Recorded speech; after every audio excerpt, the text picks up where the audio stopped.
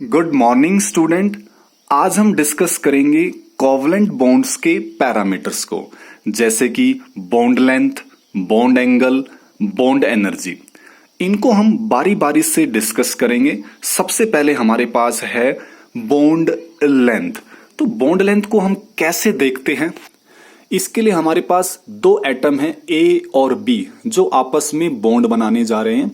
तो इनका जो न्यूक्लियस है उनकी दूरी को आप फाइंड आउट कर लो। तो इसका जो रेडियस है हमने आर ए से डिनोट कर दिया, और जो बी एटम है उसका रेडियस हमने आर बी से डिनोट कर दिया। दोनों की दूरी को आप फाइंड आउट कर लो, वही आपके पास क्या होगा? बॉन्ड लेंथ होगा। इसको हम कैसे डिफाइन करेंगे? It is the equilibrium distance between the nuclei of two bonded atoms in a molecule. Clear? Usually हम बॉन्ड लेंथ को एक्सप्रेस करते हैं आर्मस्ट्रॉन्ग में या फिर पिकोमीटर में।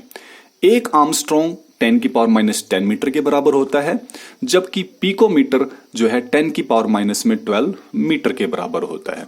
अब हम पढ़ते हैं कि बॉन्ड लेंथ को प्रभावित करने वाले कौन कौन से हमारे पास फैक्टर्स है।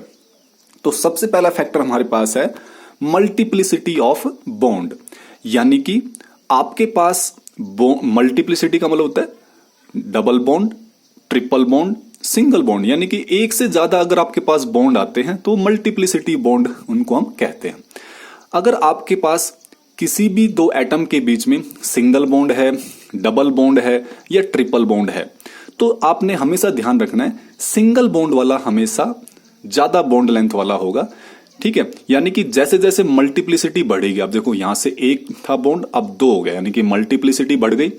अब फिर से मल्टीप्लिसिटी बढ़ गई 3 बॉन्ड आने से, तो इससे क्या होगा? बॉन्ड लेंथ कम होगा। तो सबसे ज्यादा बॉन्ड लेंथ किसका है? सिंगल बॉन्ड वाले का। क्लियर? नेक्स्ट, एटम का साइज किस तरह से प्रभावित करेगा?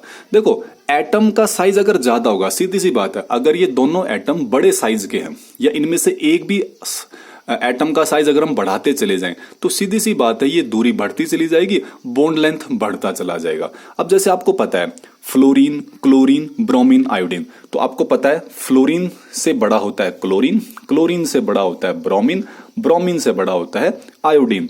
तो इसका मतलब अगर हम HF, HCl और HBr और HI में आपसे पूछें भाई साइज बॉन्ड लेंथ ज्यादा किसकी है, तो सीधी सी बात है HI की सबसे ज्यादा होगी, उससे कम HBr की, उससे कम HCl की, और सबसे कम होगी HF की। क्लियर?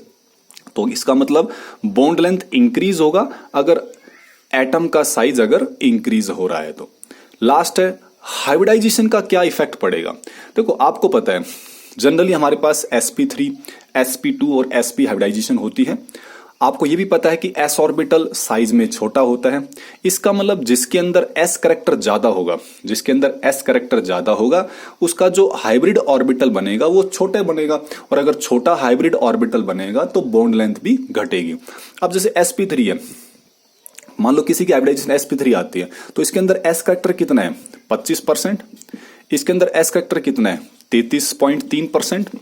इसके अंदर s करेक्टर कितना है? 50%, क्योंकि 50 p है और 50 क्या है? s है। तो सबसे ज्यादा s करेक्टर किसमें? sp में 50%। तो यानी कि जिसके अंदर हाइब्रिडाइजेशन sp आएगी उसके अंदर बॉन्ड लेंथ भी क्या आएगा? कम आएगा। तो सबसे ज्यादा बॉन्ड लेंथ किसमें आएगी? sp3 में, उससे कम sp2 और उससे कम sp में आएगा। तो ये था हमारे पास बॉन्ड लेंथ और उसको प्रभावित करने वाले फैक्टर्स।